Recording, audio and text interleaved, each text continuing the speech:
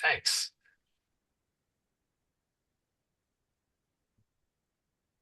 And you all see my slides okay?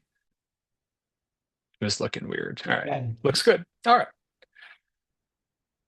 Okay. Well, first, thank you all so much for being here. I genuinely appreciate your time. And we can get started right away once I can minimize that. All right. So today I'm going to be talking about medications for alcohol use disorder, what we're calling uh, either MUAD or MAUD 101. Um, and so my work broadly, I do experimental work, human laboratory models of addiction, and clinical trials trying to develop new medications to treat alcohol use disorder and other substance use disorders. And so I've been doing alcohol and AUD research since 2008. And so one of those focuses has been me really trying to understand everything about um, potential and currently available medications for alcohol use disorder. And so today I'm going to go over the currently approved medications as well as a few off-label ones as well. Okay, and so before we start, I have no conflicts, but I do feel I need to disclose that I am going to be talking about published and or investigational uses of agents that are not indicated by the FDA. And so these opinions uh, are my opinions and really don't reflect the views of our funders or UMB or even my other coworkers on this project, collaborators on this project. And so what is this project? Hopefully some of you know why I'm here today broadly. And that's because we received a grant from the National Institute on Alcohol Abuse and Alcoholism and NIAAA to increase prescribing of FDA-approved medications for alcohol use disorder in a handful of clinics in the University of Maryland system. And so this project's being led by Dr. Melanie Bennett and myself, and we have several other wonderful co-investigators and staff. And I know some of you have worked with some of the people on this slide so far. And so the learning objects for today um, will be to identify and describe the three FDA-approved medications for AUD, including their mechanisms of action, clinical indications, and supporting empirical evidence. Evaluate the appropriate candidates for prescription of these medications based on patient-specific factors, contraindications, and treatment goals. Apply clinical decision-making skills to select optimal medication regimens, including dosing, monitoring parameters, and duration of therapy. And then briefly, after some brief slides at the end, you should be able to name other medications that are used for some patients with AUD and briefly describe how each work. And so only a couple slides of background about why do we care about alcohol use disorder and medications for alcohol use disorder. So alcohol is the most used substance in the United States. In terms of past month substance use, about 135 million individuals, I believe this is age 12 or older, reported using alcohol in the past month. Um, hopefully you can see my pointer as well. On the figure on the right, alcohol is also second in terms of how many people initiated using the drug for the first time. And in terms of people who report using alcohol within the past month, almost half report binge drinking, which is four or more drinks or five for women or five or more drinks for men in a single day in about a 2 hour period. And of those who binge drink, roughly a quarter of them drink heavily, which is a binge drinking event at least 5 times per month. So not only do people drink alcohol, the drink in a problematic way that's likely to produce future problems from their drinking. Alcohol use disorder is the most common SUD. About 29 million individuals, 12 or older, in 2023 were reported having alcohol use disorder, and that's greater than the sum of all other substance use disorders, excluding tobacco and nicotine, because that's somewhat hard to quantify. There's alcohol use disorder. Slides aren't animating. All right, we'll go with that. Further, alcohol use in AUD is one of the top causes of preventable deaths in the USA, usually ranking in the top 10, somewhere between 3 and 9. And that's been true for decades. And most importantly, to why I'm here, AUD is severely undertreated. Alcohol use, hazardous alcohol use, and AUD are common and a significant source of morbidity and mortality, confirmed by the slides I just showed you. Despite that, among those who may have AUD in their lifetime, less than 10% will receive any treatment. And so that could be medication, psychotherapy, or group treatment like Alcoholics Anonymous. And depending on the sample and setting, somewhere between 2 to 8% will ever be prescribed a medication for alcohol use disorder, which is just a staggeringly low prescription rate. And sadly, this is true despite the fact that we have several approved and effective MUADs. And so if you compare alcohol to other substance use disorders, alcohol is should be one of the more commonly prescribed disorders treated through prescription medications. Only alcohol use disorder, opioid use disorder, and tobacco use disorder or nicotine dependence have FDA-approved treatments. However, tobacco and opioids are treated at somewhere around 3 to 5 times more in terms of how many people with either of those disorders will ever be prescribed a medication. Further, alcohol use disorder has several off-label treatments that are effective. One of them is prescribed fairly commonly, but the other are not. So even compared to other disorders, alcohol use disorder falls behind in how many people will ever receive a medication to treat their disorder.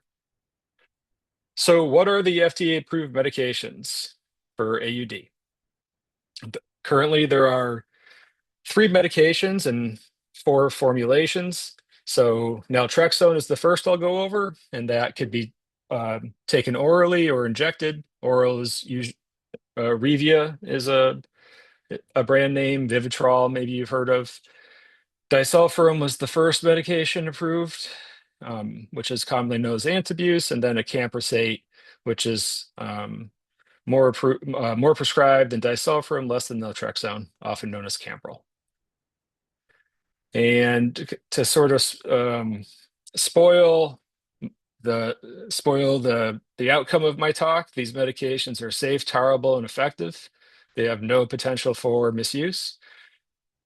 And that's true for AUD alone or AUD with other comorbidities. And as I already said, they are underprescribed. And so because the outcomes that NIAAA and the FDA want to see when they're considering approving a new medication for AUD are very different than that of other drugs like opioids or cannabis, and what NIDA expects of outcomes in their clinical trials. I think it's worthwhile just to take a minute and understand what a successful treatment outcome for AUD is. And so NIAAA has fully embraced a harm reduction perspective. So abstinence, yes, is a potential outcome that they care about when weighing whether to approve a new medication for alcohol use disorder. So cessation from, or that, well, sorry, I lost my train of thought. Okay, so cessation from heavy drinking is one potential outcome for NIAAA. Remission from DSM-5 AUD symptoms, and recovery, which equals cessation from AUD and symptom remission. And so those are the successful treatment outcomes that NIAAA cares about. I got a little bit ahead of myself.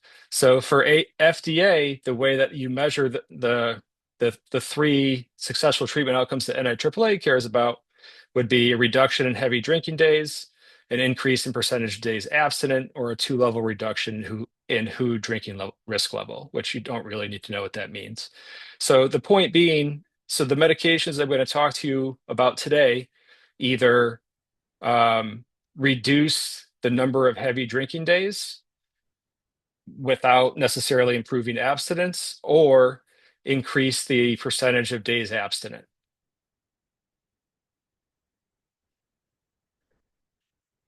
And individual goals and medication efficacy as related to these three potential outcomes should be taken into consideration when prescribing. Because really there's a large heterogeneity in both motivations for seeking treatment, treatment goals, and then also how people respond to medications. Okay, so let's start with naltrexone. So naltrexone is FDA approved for both oral and intravenous use. And so we'll start with oral. For oral, it's 50 milligrams a day. First approved in 1984 for the treatment of opioid use disorder, and then a decade later, approved for the treatment of alcohol use disorder. And how that came to be was there was a few animal researchers in the 80s showed that naltrexone reduced alcohol consumption. Chuck O'Brien at the University of Pennsylvania saw this at a conference and quickly moved to test naltrexone in humans with alcohol use disorder. And so in a very, very short amount of time, less than a decade, they went from testing naltrexone for the first time in humans to receiving FDA approval in 1994. Injectable naltrexone, usually 380 milligrams, one injection per month. That was first approved for alcohol use disorder rather than AUD, and then rather than OUD, and then OUD followed in 2010. And naltrexone is a broad opioid receptor antagonist. It has the highest affinity for mu opioid receptors and kappa receptors, and then delta last. So naltrexone's a very good opioid receptor antagonist, and that a single dose will produce near maximal occupancy of mu and kappa receptors, over 90% after just one 50 milligram oral dose, and greater than 50% occupancy of delta receptors. And what's also interesting is a single dose of naltrexone will bind to those two opioid receptors for several days. So it binds very well and it stays bound after a single dose. So unsurprisingly, chronic dosing, just meaning daily dosing rather than a single dose, will produce maximal occupancy of mu and kappa receptors. And so why does blocking opioid receptors affect alcohol consumption? So the endogenous opioid system plays a critical role in the acute and chronic effects of alcohol. An acute dose of alcohol increases the production and release and activity of opioid peptides. And those opioid peptides increase, or the increase in endogenous opioid release seems to be strongly involved in liking alcohol effects, also learning and conditioning. So Pavlovian conditioning, forming unconscious associations with stimuli in the environment at the same time the drug is on board, and then both craving induced by conditioned stimuli, or just kind of basal tonic levels of craving on a daily basis. And naltrexone has been shown pretty consistently to reduce alcohol craving and stimulation, which would make sense if the release of endogenous opioids are associated with liking and craving. Blocking the ability of peptides to bind to the receptor should reduce craving and stimulation, and it does. It also increases the sedative effects of alcohol. So alcohol has biphasic what's called biphasic effects. As BAC goes up, you feel stimulated and euphoric. Naltrexone blocks those effects, but also as BAC goes down, people tend to feel sedated and groggy, and naltrexone actually augments those effects and makes those effects more pronounced. And it does seem to also block the ability of those drug-associated cues to induce craving. Also, as I said, naltrexone is very good at blocking the ability of kappa opioids to bind to dynorphin receptors, and so those receptors seem to be very important for later stages of alcohol, when alcohol turns less into seeking the positive effects of alcohol and more to reduce negative affect and withdrawal symptoms. Kappa opioids play a major role in in those later stages of alcohol. So naltrexone may be beneficial at both earlier stages and later stages. So indications of naltrexone. So numerous clinical trials and meta-analyses support naltrexone as a safe, tolerable, and effective treatment for alcohol use disorder. And so based on these clinical trials, in particular, the several meta-analyses that have been done so far, naltrexone's primary indication seems to be reducing heavy drinking days, so more of a harm reduction approach than a abstinence approach. And so naltrexone has been started to be referred to as a medication that may help with people who are still reward drinking, still seeking out alcohol to experience the pleasurable effects of the drug. Strengths and alternate approaches. So naltrexone, I'm still pretty consistently surprised that prescribers and other researchers in the alcohol field are not aware of naltrexone's dosing flexibility. So there is empirical evidence supporting both daily oral naltrexone and injectable naltrexone, or what's called targeted naltrexone, which is an as-needed approach. So there's nearly 30 years of research now suggesting that targeted naltrexone, which usually means taking up to 50 milligrams of naltrexone per day on any given day, really, when the patient may be craving alcohol or about 2 hours before they think they may go into an environment where they're going to be susceptible to drink when they don't want to drink. And there are studies suggesting that this approach may be as effective as daily oral naltrexone.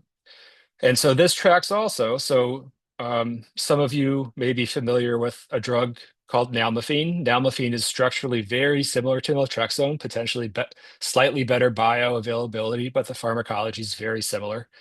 And nalmefene is approved in Europe for the treatment of alcohol use disorder, and it is approved in a targeted or as needed approach.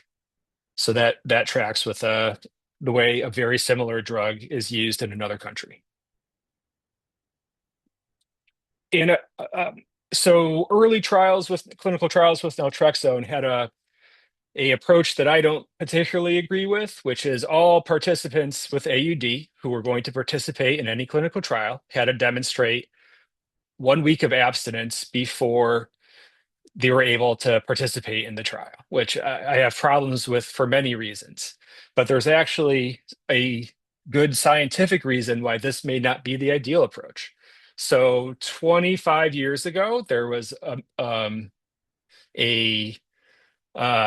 I guess a method proposed by a physician, I believe an addiction psychiatrist, J.D. Sinclair, who's called this method the Sinclair method, and proposed that for naltrexone to be its most efficacious, it needs to be on board while the patient consumed alcohol. Um, and that is his idea was that because naltrexone is reducing the positive reinforcing effects of the drug, it's blocking the ability to form conditioned associations with stimuli in the environment.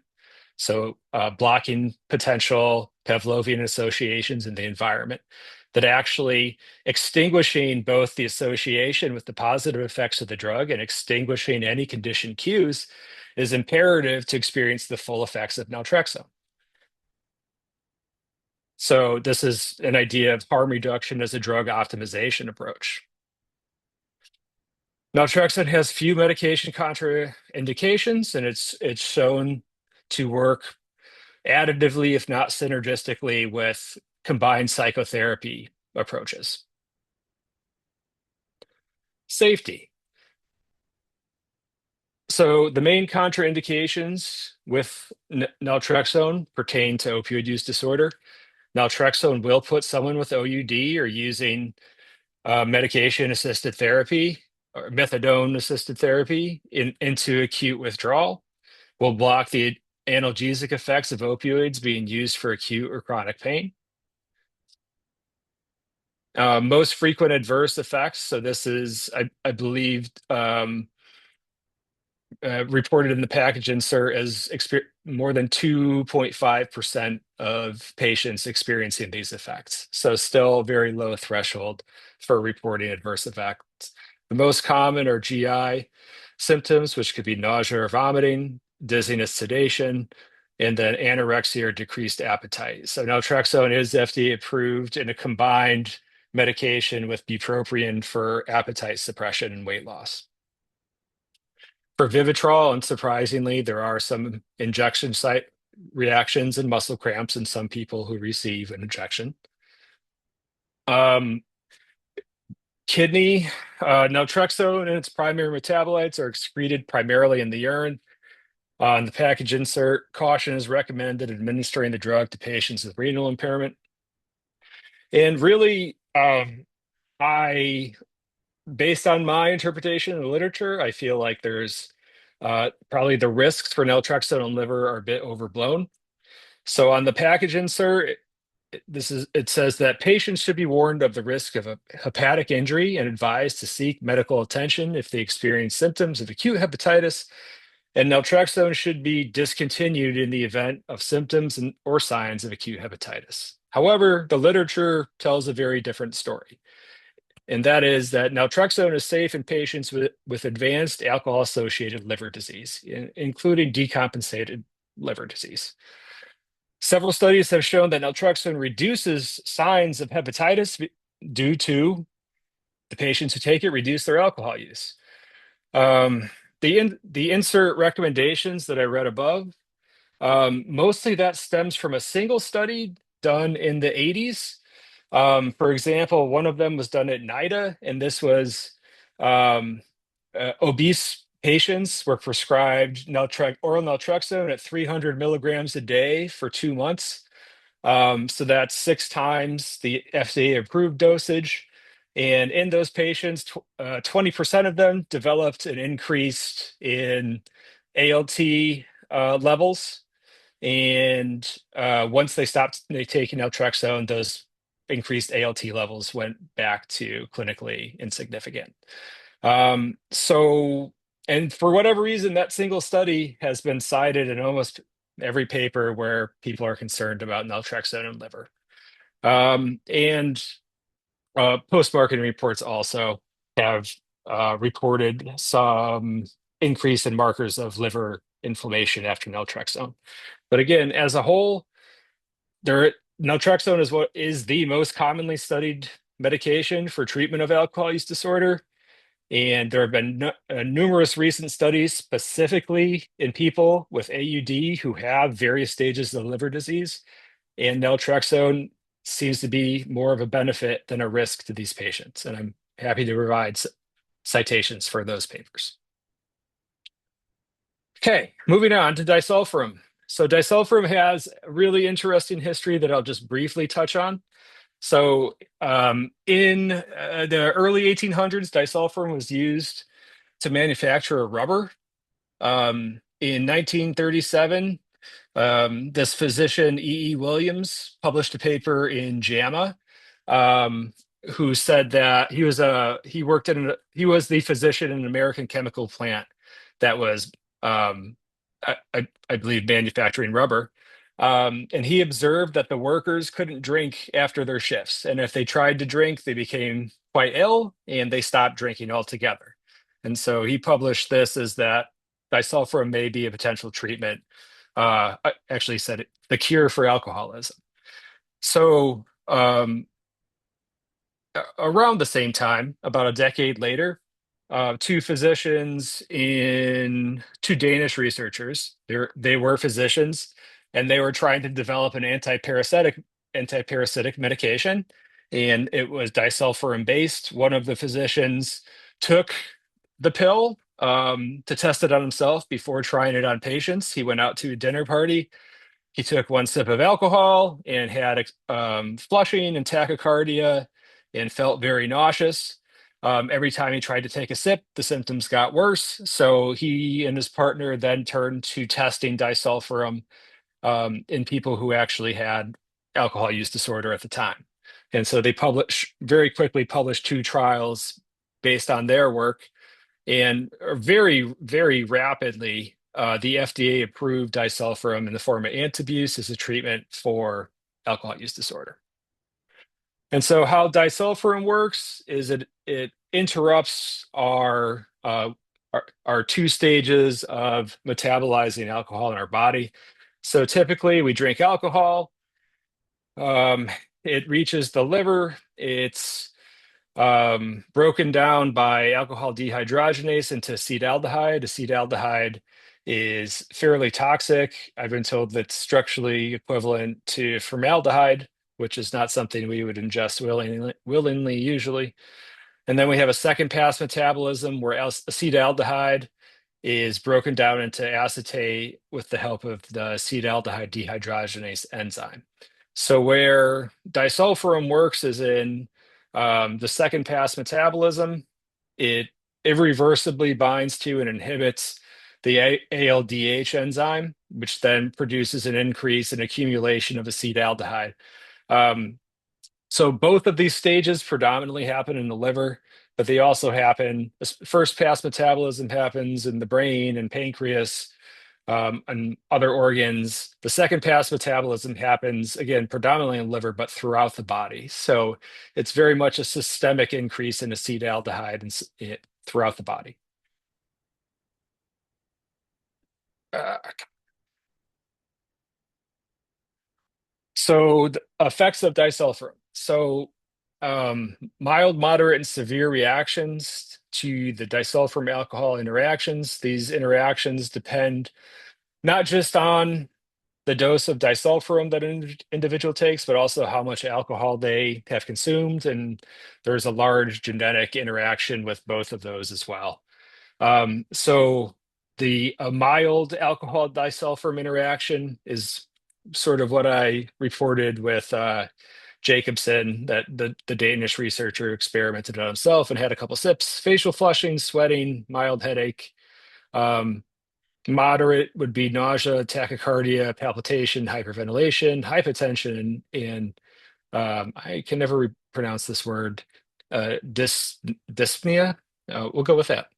The severe alcohol disulfiram reactions are potentially fatal and should be clearly avoided at all costs.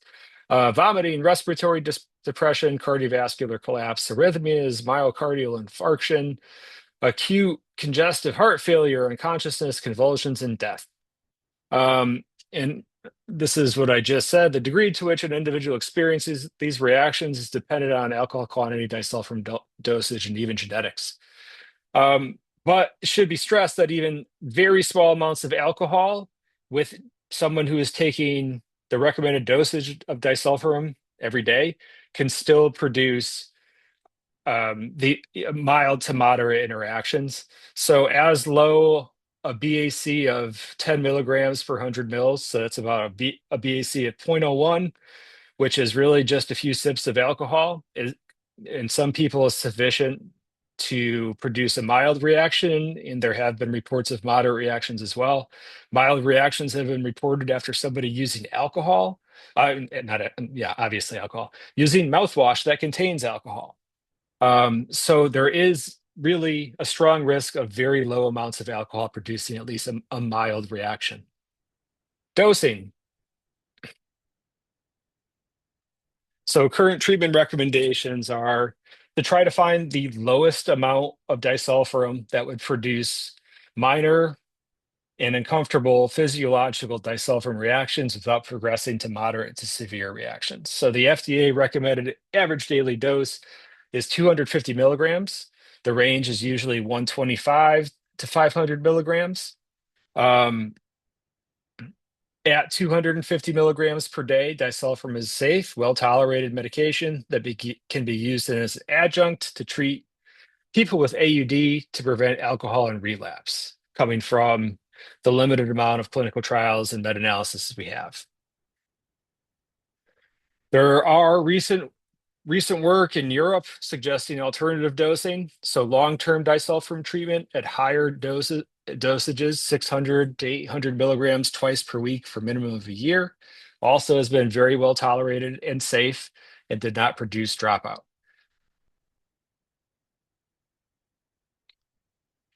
So unfortunately, 50 plus years ago, the common treatment dosage for disulfiram was between 1,000 and 3,000 milligrams today, which is clearly quite a bit higher than what we use now. There have been several deaths due to severe alcohol disulfiram interactions. And just to stress again, at the current dosages indicated by the FDA, 125 to 500, disulfiram is safe and well tolerated. The drug on its own produces minimal side effects. Some people report drowsiness, headache, allergic dermatitis, impotence, and a strange taste in their mouth that some say is metallic or garlic-like. It is critical for patients to adhere to their dosing schedule. Missing one dose does not mean that there would not be a alcohol disulfiram interaction. Unfortunately, patients don't always know that, so they will skip a dose and go drink and get violently ill. And once they miss one dose and have that bad experiences, it's the likelihood of adhering to their medication afterwards is close to zero. So hepatotoxicity and cardiovascular disease are contraindicated based on the FDA recommendations. However, this guidance is not supported by current literature, similar to what I discussed with naltrexone. The few studies that we have suggest that disulfiram does not increase hepatotoxicity, does not increase risk for cardiovascular disease, even in mild to moderate severe alcohol disulfiram interactions.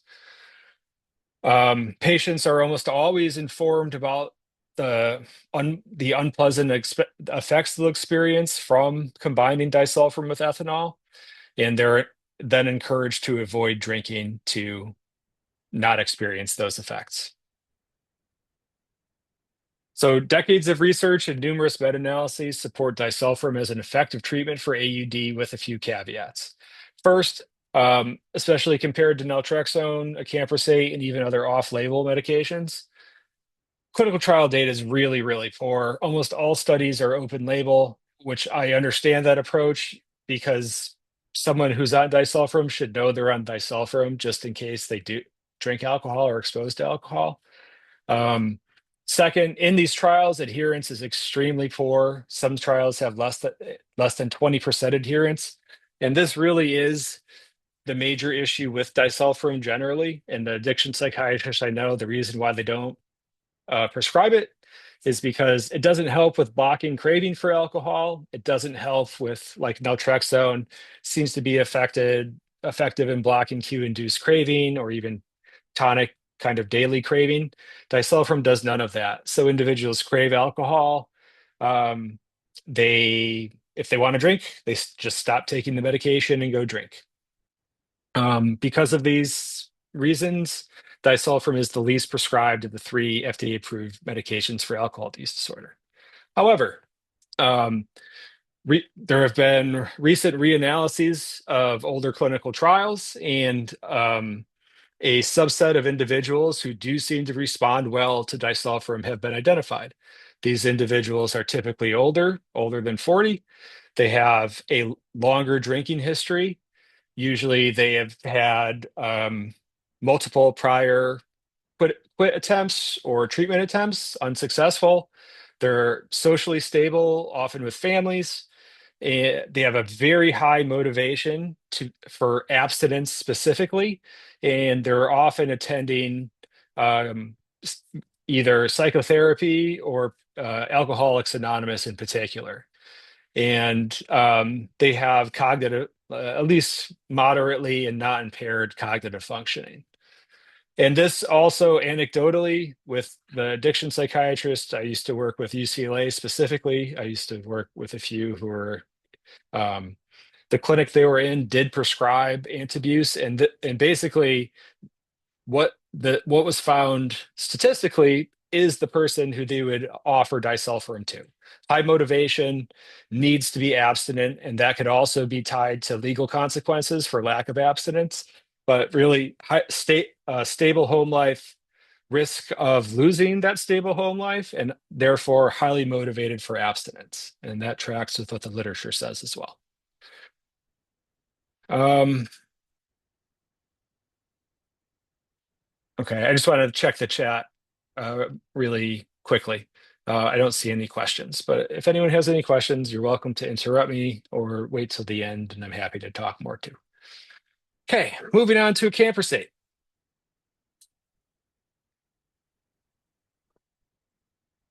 Okay, so acamprosate was approved for the treatment of alcohol dependence in France in 1989, and then by the FDA in 2004.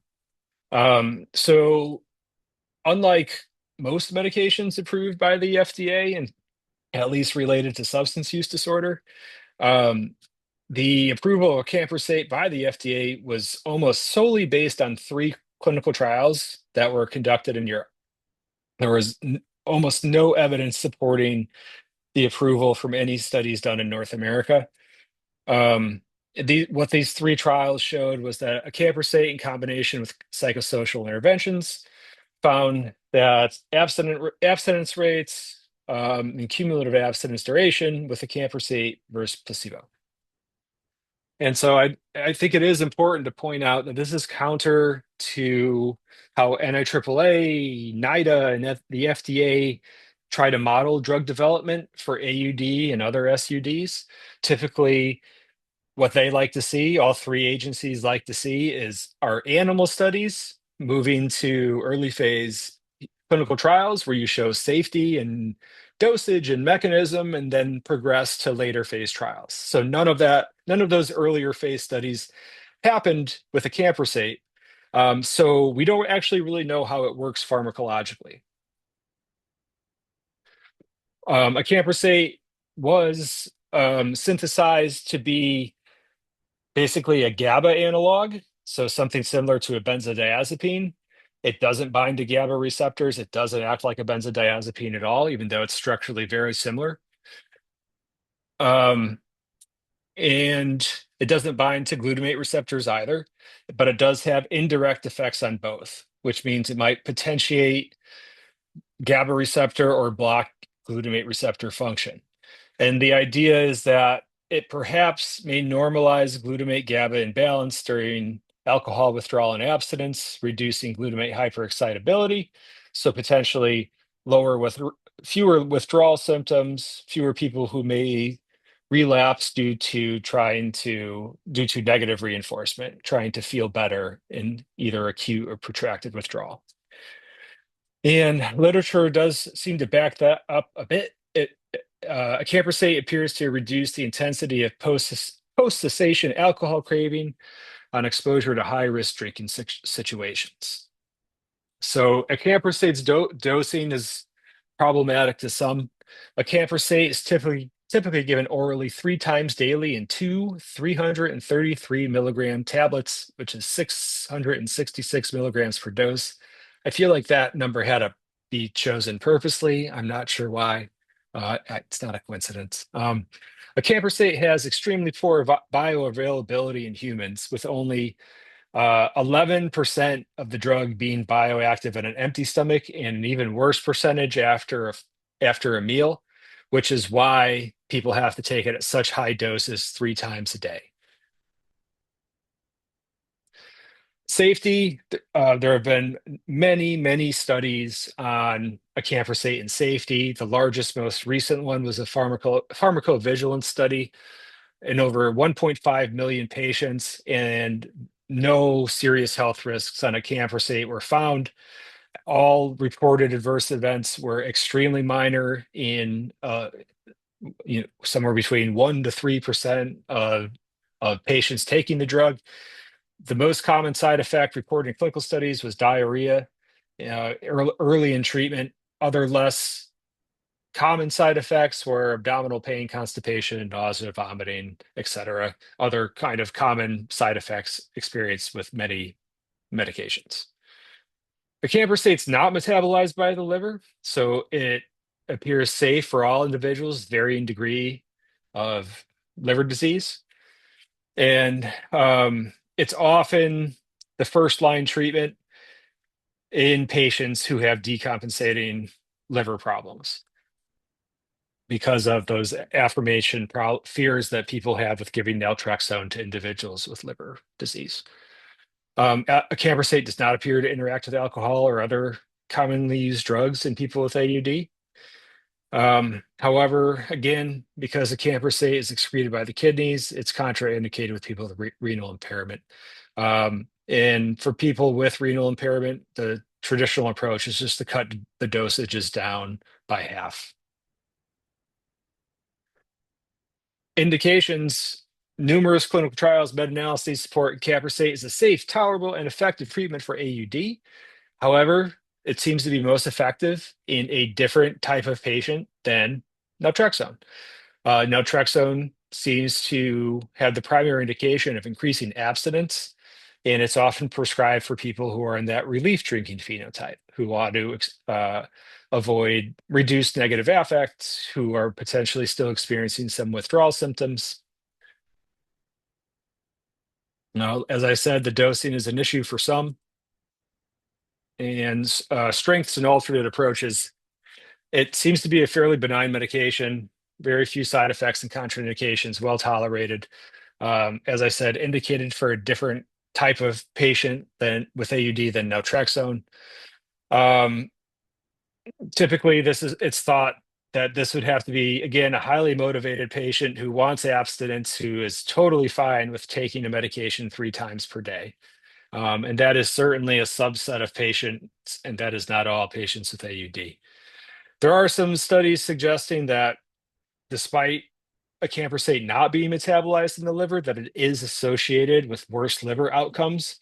But myself and literally every other alcohol researcher I've spoken to thinks that is because acamprosate is commonly prescribed to people who have advanced liver disease because it's thought to be so benign. So in this sense, correlation does not equal causation. And so how effective are these medications? That is a question I commonly get. And so number needed to treat is a very dirty metric of medication efficacy. But number needed to treat means for a given outcome. So this is one of the problems with interpreting number needed to treat. Number needed to treat is extremely specific to a single outcome that is being analyzed. So, for example, based on the outcomes we've been talking about, reduction in heavy drinking and increases in abstinence would have 2 very different numbers needed to treat in the same medication. So number needed to treat means how many people need to receive a medication before one person shows the desired and defined outcome. And I want to give some numbers for comparison. Some very commonly prescribed medications that are prescribed far more often than medications for alcohol use disorder. So statins for cardiovascular disease, the number needed to treat for statins for primary prevention is 50 to over 100. For secondary prevention is 20 to 40. So primary prevention, I believe, is for first cardiovascular incident. Secondary prevention would be for people who've already had a cardiovascular incident. SSRIs, number needed to treat, again, dependent on the outcome, is 5 to 15. A lower NNT, the 5 would be for a reduction without complete resolution of depressive symptoms. The 15 would be something more like complete resolution of panic attacks, complete resolution of depression. And so AUD meds are roughly in the window of SSRIs, perhaps a bit worse because they don't have that lower number five. So naltrexone, the number needed to treat for heavy drinking is 10 to 12 mostly. For abstinence, it's 18. So most meta-analyses suggest that naltrexone is far superior in reducing heavy drinking days than it is in promoting abstinence. Acamprosate, on the other hand, better at promoting abstinence. So their number needed to treat is the same as naltrexone for heavy drinking. Disulfiram, for those reasons I previously went over, almost all clinical trials are open label, and there haven't been many clinical trials to begin with. We don't really know what the NNT is for disulfiram. Um, and there have been less studies of naltrexone as a targeted as needed approach, but those suggest a number needed to treat of 2 to 5, so very low. But with the very strong caveat is there are not as many studies, and the sample sizes are much less than naltrexone, which has been studied for 30 years now. And again, so some other medications that are just standard practice. So inhaled steroids for asthma, number needed to treat 8 to 10. Antibiotics after oral surgery, number needed to treat 10. Second generation antipsychotics for reducing positive symptoms in schizophrenia, number needed to treat 7 to 10. So many of these other medications are prescribed at exponentially higher rates than what we see with medications for alcohol use disorder. Am I saying that the medications for alcohol use disorder we have are the best medications available across all classes of medications for all disorders? No. But I will say that they are effective, especially in comparison to other prescribed medications. Okay, summary and take-home message. So at an aggregate level, the three FDA-approved medications for alcohol use disorders are safe, tolerable, and effective. Each medication has specific qualities that may improve efficacy and tolerability beyond the aggregate. And deciding which medication fits with an individual with AUD may require patient-provider conversations, but those conversations may substantially improve treatment outcomes when using these medications. Okay, so this went a little longer than I thought it would. Should I still continue um, talking about some of the off-label medications? I only have a few slides for this, and they're not nearly as dense as those three. I don't know who wants to answer that, I but would say, Dr. Lewis, is it okay if we continue? Yeah, I continue. You're recording, right? So if people need to Yes, we're recording. start later. okay, very good. Okay. So I'm going to go over three off-label medications, and the medications that I'll review, they all are FDA approved for a non-AUD condition. They've shown safety and efficacy in phase 2 or later randomized placebo-controlled AUD trials. And meta-analyses of those trials have indicated greater efficacy than placebo in reducing alcohol consumption, whether that be heavy drinking or abstinence. And they're available in the US. So nalmefene would be a wonderful off-label medication, but for some reason, providers in the US cannot get nalmefene. So nalmefene won't be one of them. And these medications are unlikely to be approved by the FDA for AUD, and that's because it's too long to get into, but no pharma industry involvement in the pipeline of medication approval through the FDA is imperative at this point. You need millions and millions of dollars of investment from a pharma company to ever have a drug reach market, and pharma companies are reluctant to take medications that are already approved and potentially are already available in generic formulation because they're not going to make any money from it. So just because a medication is not approved for AUD doesn't mean it's not effective in treating it. Okay. So why do we care about off-label medications? Some show comparable or greater efficacy than the currently FDA-approved meds. There's some evidence that off-label meds are prescribed more frequently than the approved meds. For example, gabapentin prescribed far more commonly for AUD than the medications we've talked about so far. Some other reasons provided in the literature: the patient has previously tried FDA-approved meds for AUD and wants to try a different medication. The patient just doesn't want to try one of those three meds, whether because of side effects or they are treatment goals.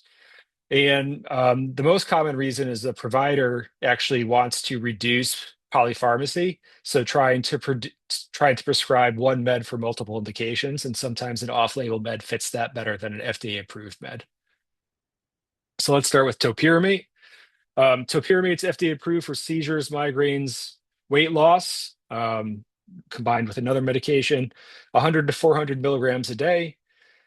It has a complex pharmacology. It hits multiple targets, and that is unfortunately probably the reason why it's so effective, and also probably the reason why it's not prescribed more. So it's a positive allosteric modulator of GABA A receptors, blocks a handful of voltage-gated and standard ionotropic receptors. And for AUD, numerous clinical trials and meta-analyses indicate topiramate's effective in reducing heavy drinking and related outcomes like alcohol craving. And in these meta-analyses so far, topiramate consistently has the largest effect size compared to the FDA-approved medications in reducing heavy drinking. So other considerations. So because topiramate hits so many receptors, it also has the most contraindications and cautions out of any approved or off-label medication. It's teratogenic. It has a risk of kidney stones and metabolic acidosis, partially metabolized by the liver. And it does seem to create some liver problems for people who have more advanced stages of liver disease. The main reason it's not prescribed, both for its indications as well as its off-label usage, is it does produce profound cognitive impairment in some people, cognitive slowing. Some providers I used to work with called it Dopamax because the patients who would receive it would kind of be so out of it and then would stop taking the medication. The dosing, effective dosing for alcohol use disorder is 100 to 300 milligrams per day, twice a day. Very slow titration period over a few weeks, starting at, 25 milligrams per day per week. And it does need to be taken every day. There's no evidence that an as-needed approach would work. The empirical approach is strong, but while it is sometimes prescribed for AUD, it's not often. Because of those potential side effects that I just went over. Baclofen.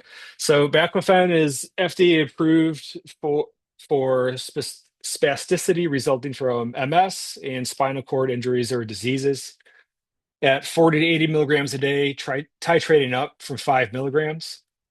It's a selective GABA B receptor agonist. So it doesn't have many of the side effects that we just went over with topiramate because it has a very select and specific pharmacology.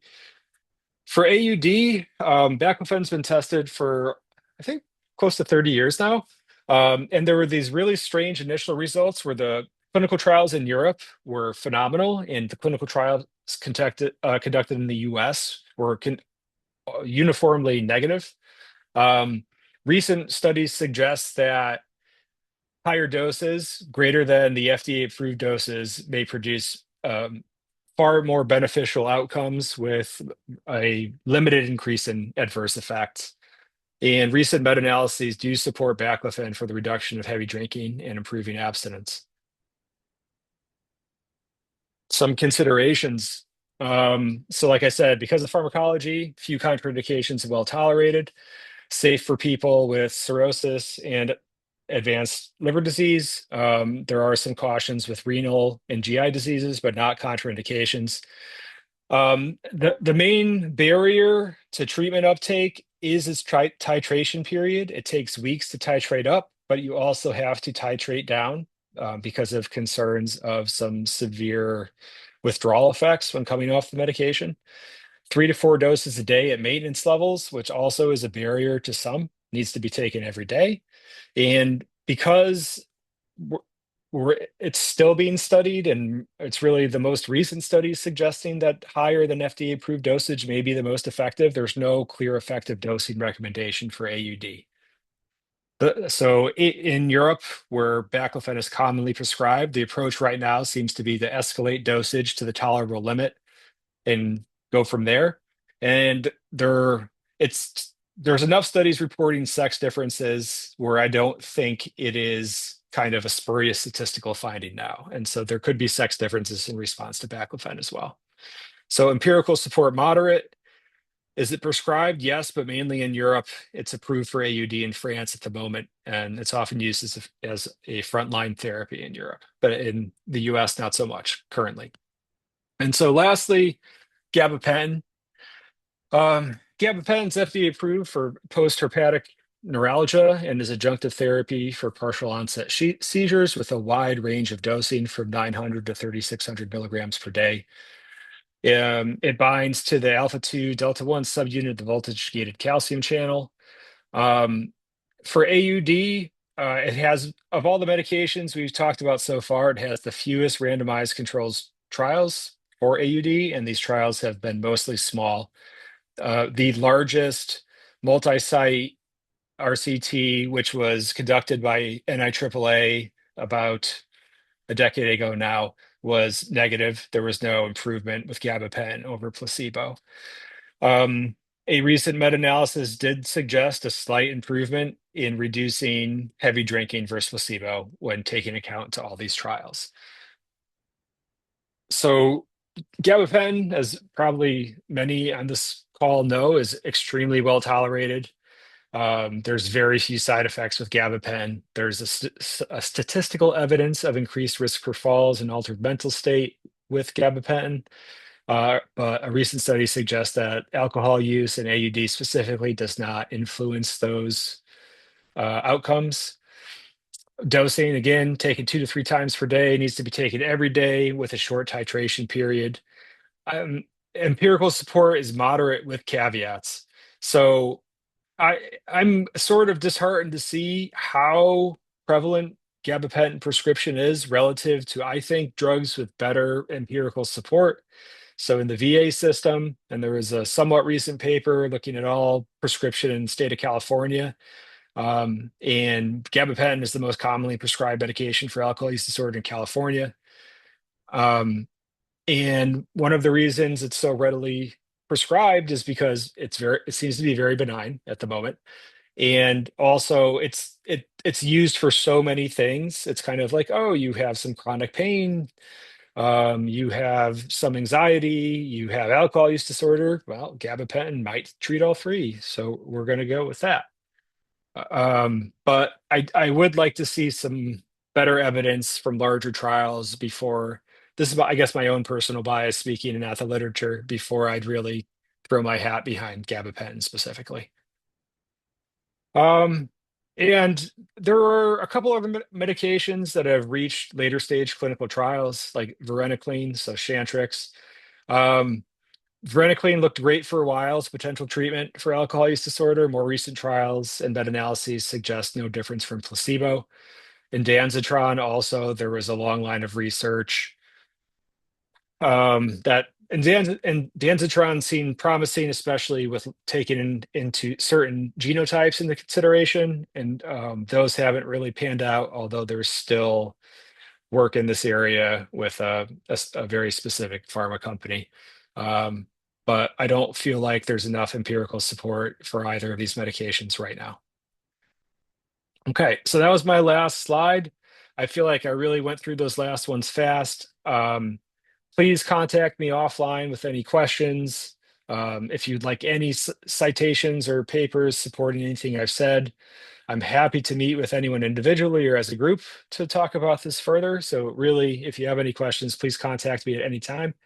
Thank you so much for your time. Thank you so much for partnering with us on this project. We're so excited to work with you.